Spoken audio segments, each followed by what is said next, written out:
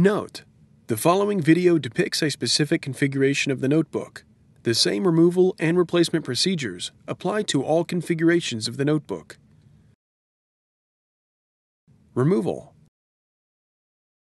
On the bottom of the notebook, slide the service cover release latch to the unlocked position, identified by a service cover icon. Slide the service cover toward the front of the notebook. Lift the service cover off of the base enclosure and remove. Replacement. Place the service cover into position on the base enclosure.